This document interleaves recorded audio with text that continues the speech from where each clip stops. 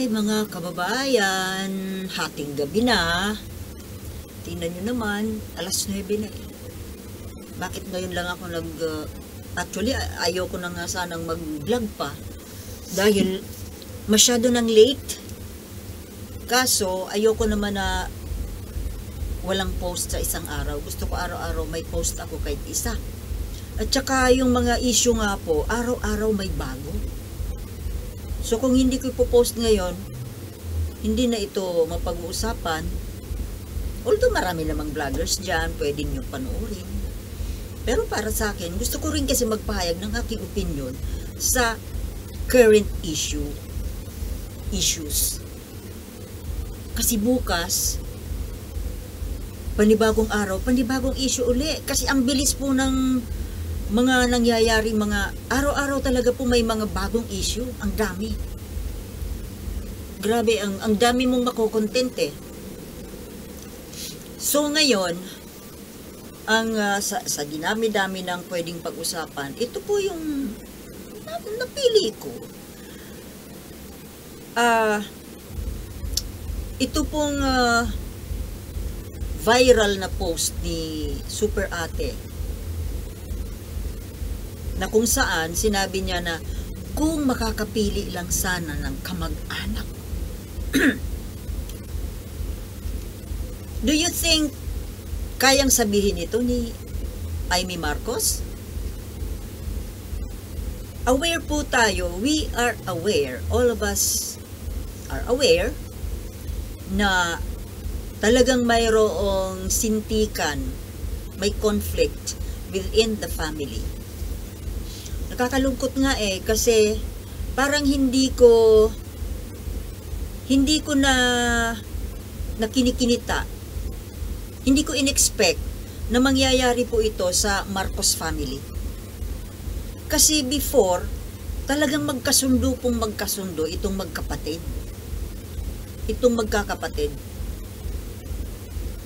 Yung buong pamilya, magkakasundo sila. Wala silang mga away-away. Ngayon lang nagkaroon ng away. Well, ang ibig ko sabihin, nung mga single pa sila, nung mga dalaga, binata pa sila. Kaya minsan karamihan po sa mga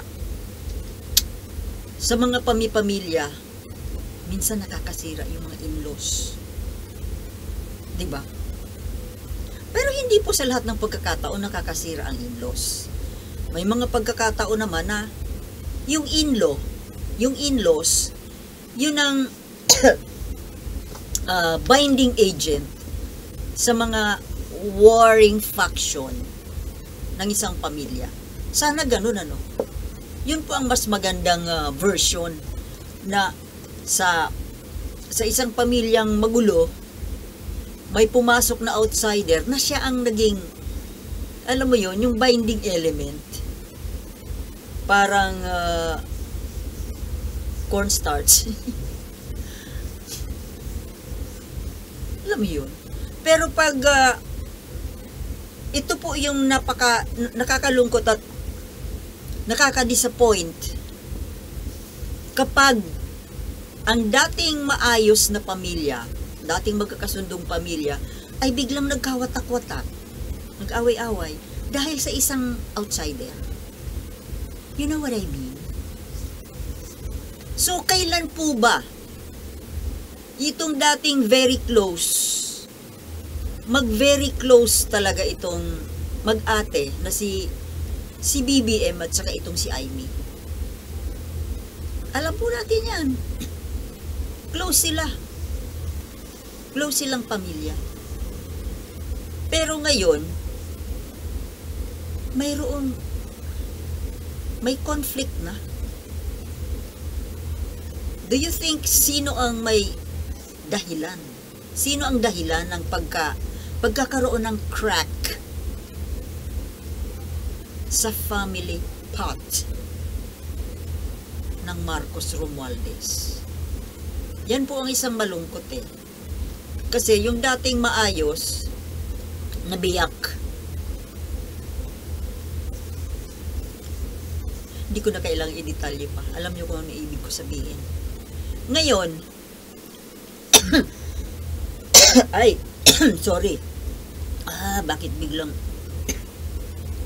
parang may tumusok sa... Sino kayang tumusok sa lalamunan ko? Si First Lady kaya. Hindi nga kita minention eh. Bahala na yung mga viewers kung sino ang ibig ko sabihin. Matatalino naman ang mga viewers, di ba? Mga viewers. Alam niyo kung sinong tinutukoy ko. Pero, let's face it, alam niyo ibig ko sabihin, hindi na po bago ang ganito eh.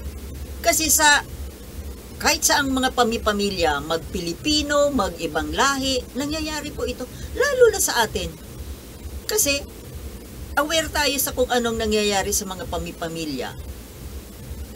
Hindi tayo aware sa kung nangyayari yan sa, hindi naman natin nakikita ang kanilang, pero syempre, pare-parehas tayong tao,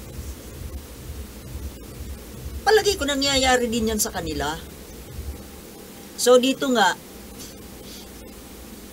ito ang malungkot na parte na yung dating maayos, nagulo nung may pumasok na tagalabas. Diba? So, ngayon, do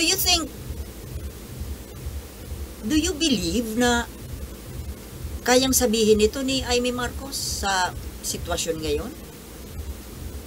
Well, sa katabilan ngayon ni Amy Marcos, baka kaya niyang sabihin. Pero, kahit na alam natin na may away sila, hindi naman talaga siya nagsasalita ng diretsahan na kagaya nitong sinabing ito dito sa post na sana nakakapili ng kapamilya. Well, kahit nga po sa pamilya namin, dahil ang pamilya namin, magugulo rin kaming magkakapatid eh. Faction din eh. Tsaka, siyempre, kapag lumaki ka sa isang terror na magulang, pero kahit na terror, inaamin ko, nung nagsasuffer ako ng katerroran ng magulang namin, nasabi ko rin talaga minsan na madalas kong sabihin na sana nakakapili ng magulang. Minsan mayroon akong sa mga nababasa kong mga stories, mga famous personalities, mga historical figures, nangangarap ako na sana ito yung naging nanay ko. Sana ito naging papa ko. Ganito.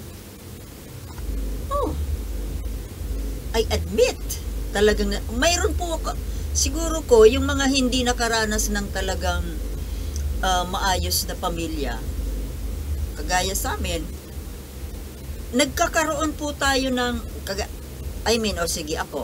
nagkaroon ako ng isang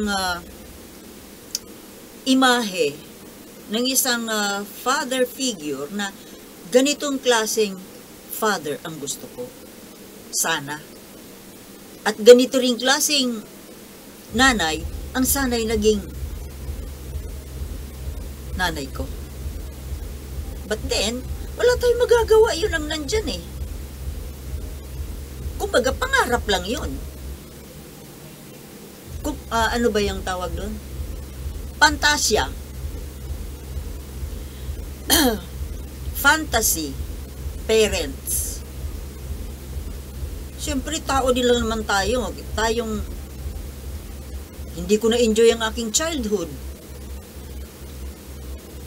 Pati yung teenage years, hindi na-enjoy. Kahit sa eskwelahan. May elementary days, hindi ko na-enjoy.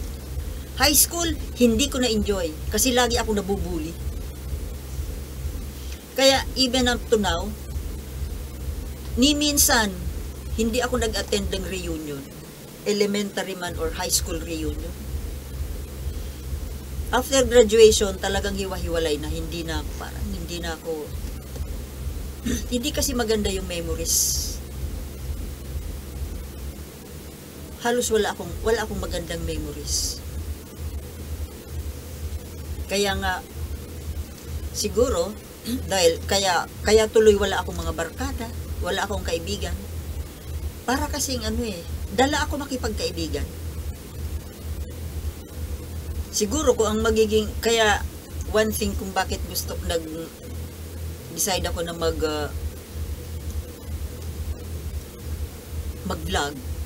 kasi baka ako dito sa pagbablog ko, makatagpo ako ng mga kaibigan. Kasi kahit sa high school, meron man akong naging kaibigan, pero hindi na kami nagkikita.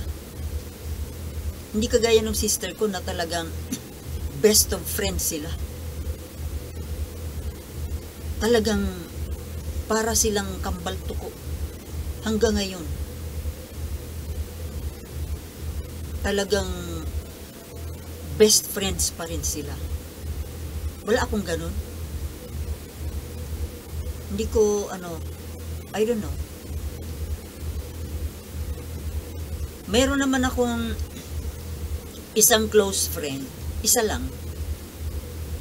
Naging close ko siya nitong mature na ako. Nakakilala ko sa Manila. Nag-invite sa akin sa isang church. Kaya nakapag-attend din ako ng mga church services ng born again.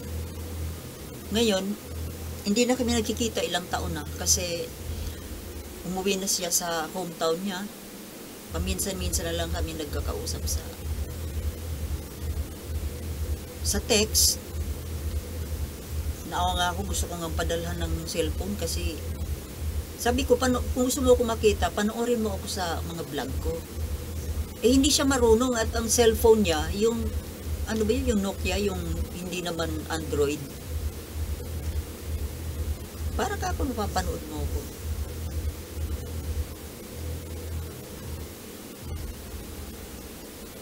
Naawa nga ako dun. So, napahaba yung kwento ko. So, ito pong tungkol dito sa post ni Amy Marcos na according to her, pero parang hindi nga siya ang nag-post Baka ibang tao, baka hindi siya.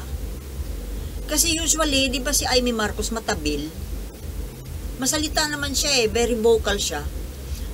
Siguro kung may gusto siyang sabihin, dinidiretsan niya dyan sa press, pag in-interview siya. Pero ngayon, dinaan niya sa post. Ewan ko lang kung talagang sa kanya nga ba galing yung post na yon. Siya nga ba talaga ang nag-post nun? Na sana kung nakakapili ng kamag-anak. Although, siguro malaki ang sama ng loob ni Manang Amy sa whoever. Parang hindi naman kay Bongbong. Pwedeng kay Martin.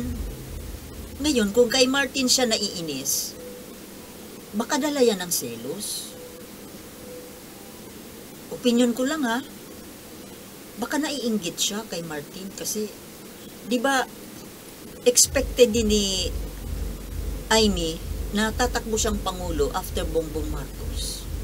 Siya ang papalit. Kaso ano nangyari? Napalitan siya ni Martin. Kasi ang nagdidesisyon, yung hipag niya. At ngayon nga, para siyang outside di Kulambo sa pamilya nila, ni hindi nga daw yan nakakatungtong ng Malacanang So kung ikaw din naman si Amy, syempre pupunta ka doon sa kung saan ka masaya, kung saan ka tanggap. Kaso, ang danger dyan, is Amy Marcos very sure na talagang tatangkilikin siya nitong kinapitan niyang pamilya, yung mga Duterte? I don't think so. Ano yung mga yan makasarili Hindi ko, kahit paano ako, sa kamag-anak pa rin, kami magkakapatid, madalas man kami mag-away-away. Nag-aaway-away kami sa loob ng pamilya, yung away sa loob. Pero kahit na magkaaway kami niyan, kapag ibang tao na, tagalabas na ang, say, kalaban ng kapatid ko or kapamilya, siyempre, kahit na magkaaway kami niyan, kakampihan ko pa rin yan. Kung nasa rason. Di ba? Siyempre, kakampihan mo pa rin kadugo mo. Ito, I don't think na ewan lang. Parang hindi ka ano yun, kaya parang hindi ka tiwa-tiwala itong mga Duterte. Opinion ko lang. Obserbasyon ko. Outsider ka eh. Siyempre, sino ba lagi ang papaboran? Siyempre yung tagaloob. Eh, tagalabas ka eh. Mamaya, nagagamit ka lang.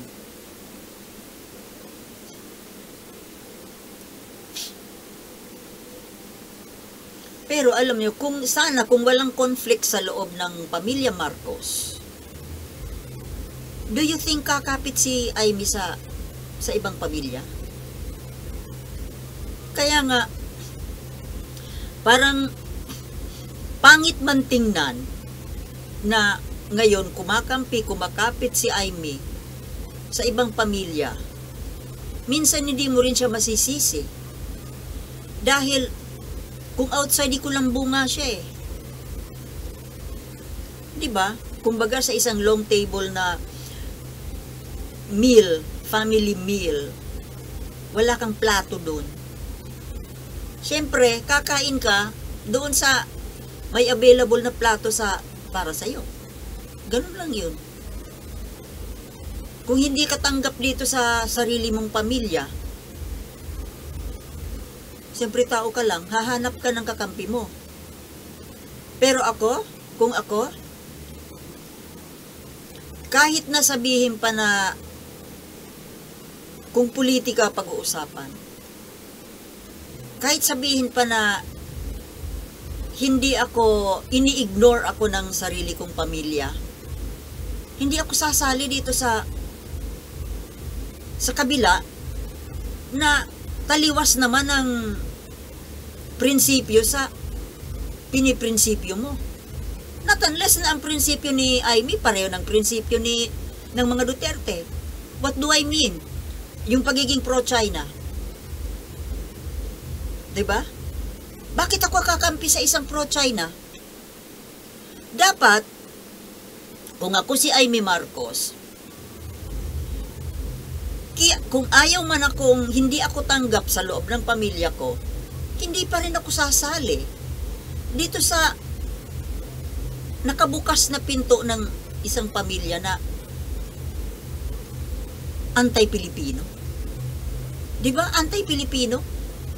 Kasi pag pro-China ka, anti-Pilipino ka.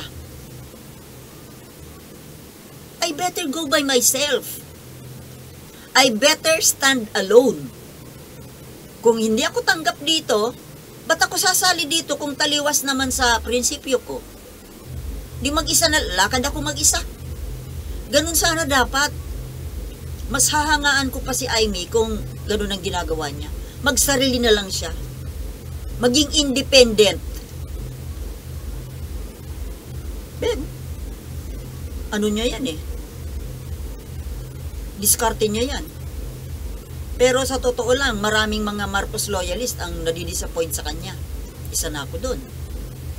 Ito po ang hindi maganda sa ibang mga Marcos loyalist na porke may sama ng loob sa Marcos dahil hindi na pagbigyan sa kung ano man na hiniling, sasama sa Duterte.